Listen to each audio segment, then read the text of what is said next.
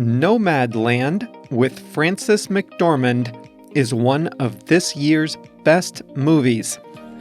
Hi there, thanks for joining us for Plain English lesson number 346. I'm Jeff, JR is the producer, and this full lesson can be found at plainenglish.com/346. Coming up today, we're going to talk about one of the year's best movies, Nomadland. This isn't a movie with an exciting or mysterious plot, so there aren't any real spoilers. But, like always, I do describe some scenes and characters. So, if you don't want to know anything about Nomadland, then maybe save this lesson for until after you watch it. However, I can assure you that you can still enjoy this great movie even after hearing this lesson. I won't spoil the fun for you. In the second half of today's lesson, we review a phrasal verb, run into, and we have a quote of the week.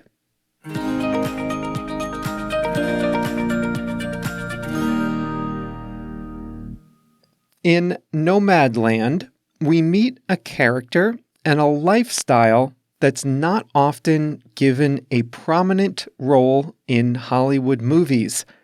The main character, Fern, is a 61-year-old widow. The small western town of Empire, Nevada, is reeling after its biggest employer shuts down. Fern's husband worked there before he died. Without the main employer, there are few jobs for the many unemployed people to take. A worker at the employment agency advises Fern to start taking Social Security, her government pension, instead of trying to find work. Fern's pension would not be enough to live on, so she becomes a nomad, a person who moves from place to place. It's a romantic concept. As a nomad, you're never tied down. A new adventure always awaits. The world is in the palm of your hand. The term digital nomad means someone with an online business or a location-independent job that hops around from place to glamorous place. Bali this month, Medellin next month, Estonia the month after that. Fern isn't that kind of nomad. Without savings or a steady income, she bounces from job to job. She sleeps in her van at RV parks, areas where you can either camp or stay in your vehicle and enjoy some amenities. The first job we see is at an Amazon warehouse, presumably during the holiday shopping rush. Later, she gets a job as a guide at the Badlands National Park in South Dakota. She works another season at Wall Drug, a big tourist attraction for road trippers out west. She meets good friends.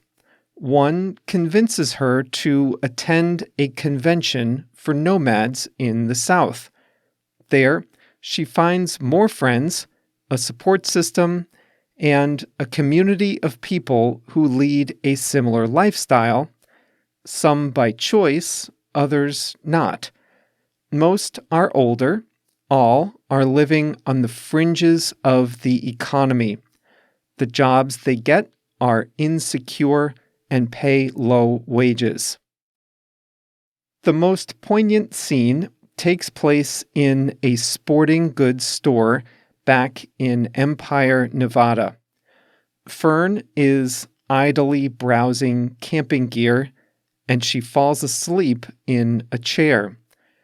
She wakes up with a start and runs into an acquaintance, a mother with her teenage daughter. The mother is younger than Fern is, stylish and comfortable looking.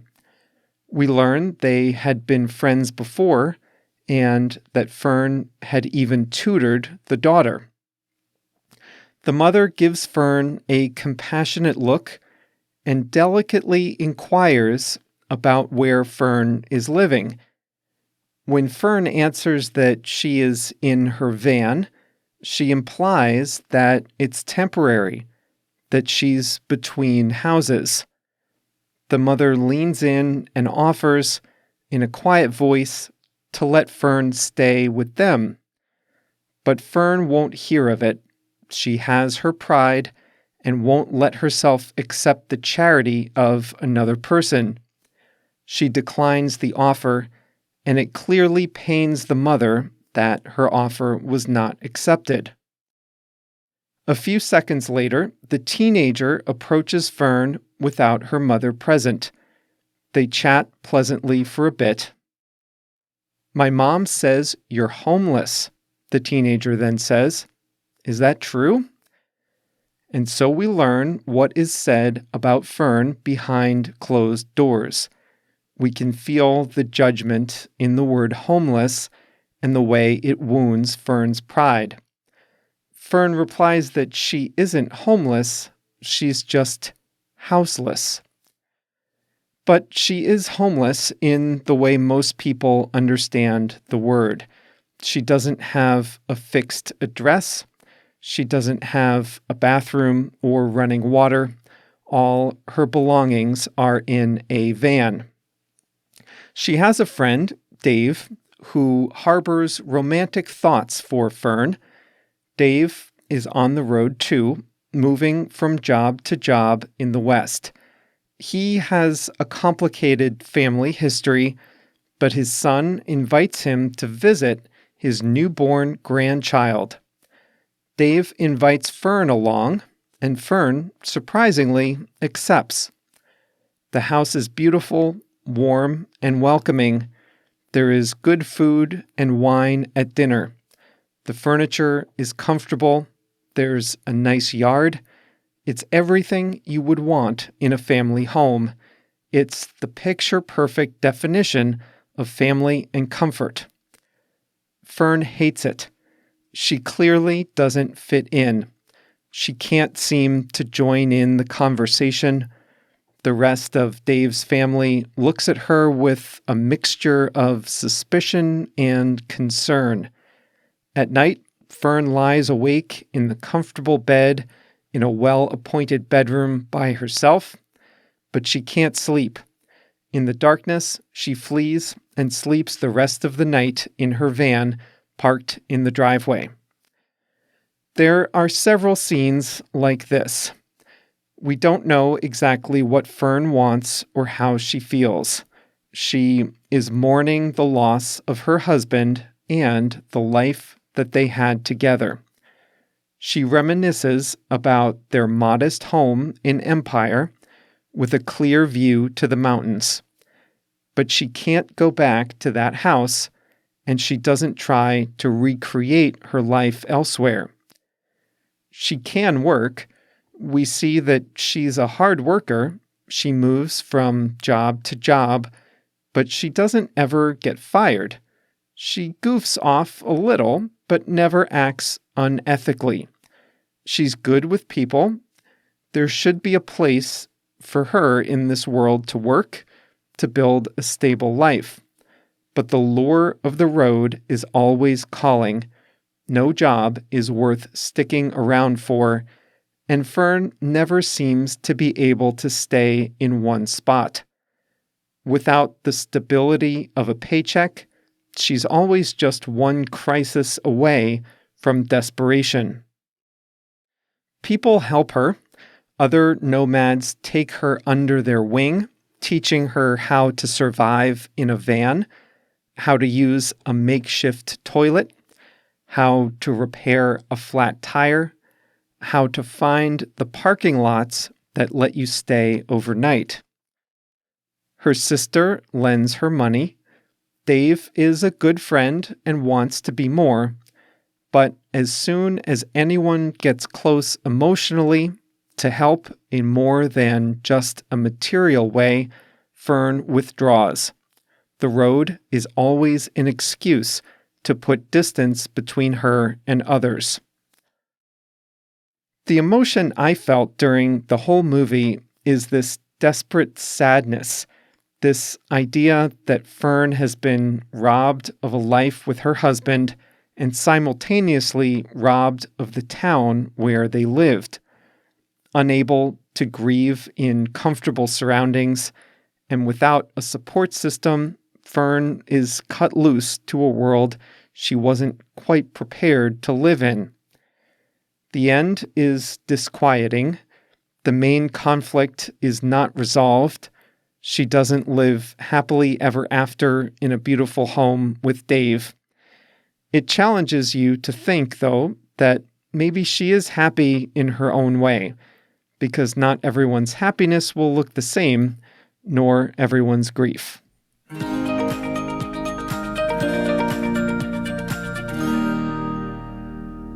If you're in the US, you can stream Nomadland on Hulu. If you're outside the US, as most of you are, you can find it on Disney Plus, either this month or next month. An interesting fact is that several actors in the movie played themselves. They are nomads in real life. So in Thursday's lesson, we'll talk about a few of the real people who appear in the movie.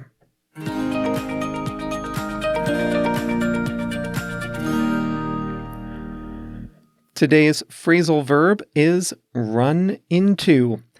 Now, like many phrasal verbs, this one has a number of meanings, but I'm going to use a super common meaning today, a very informal way to use this phrase, but an essential one for your English. To run into someone is to see them coincidentally without planning it. In the movie Nomadland, the character Fern is browsing around a sporting goods store and she runs into an acquaintance. This simply means they saw each other in the store. They had not planned to meet, but they were both there at the same time and saw each other coincidentally. They ran into each other. Pretty simple, right? Run into sounds like something physical, like you accidentally bumped someone physically. Someone might say they were driving and accidentally ran into a mailbox. That means they hit the mailbox. But when you're talking about running into a person, there's no crash involved, no physical touch, just a coincidental meeting. Guess who I ran into? That's common to say. You might get home from doing errands and say to your spouse, "Guess who I ran into?" It's a question with no real answer. If it's a coincidental meeting, there's no way to know who it is. Your spouse might answer, "I don't know, who?" And then you would be given the answer. I ran into Massimo. I ran into Fernando. I ran into Claudio, whomever. Have you ever run into someone in a completely unexpected place? It can be surprising, like to run into your dentist in a bar or to run into your favorite bartender at the dentist's office. One time at the gym, I ran into a human resources manager from work. It took a second for us to recognize each other dressed in workout gear rather than business casual dress. I lost touch with one of my best friends from growing up. We've grown apart and we really don't stay in touch anymore. No hard feelings, we've just gone different directions. I ran into him on the subway in Boston. He lives there, and I was in Boston doing a project for work. I was going from my hotel to the office where I was working. It was strange, but we recognized each other right away and caught up briefly.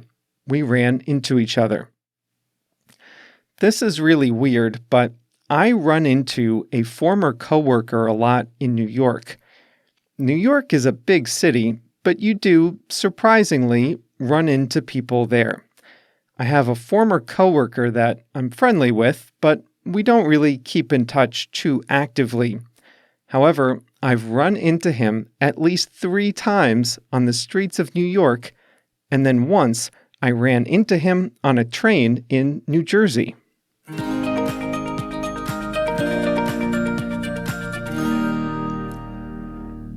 Today's quote is from the travel writer Rolf Potts. He was writing about the lifestyle of long-term travel. Here's what he says.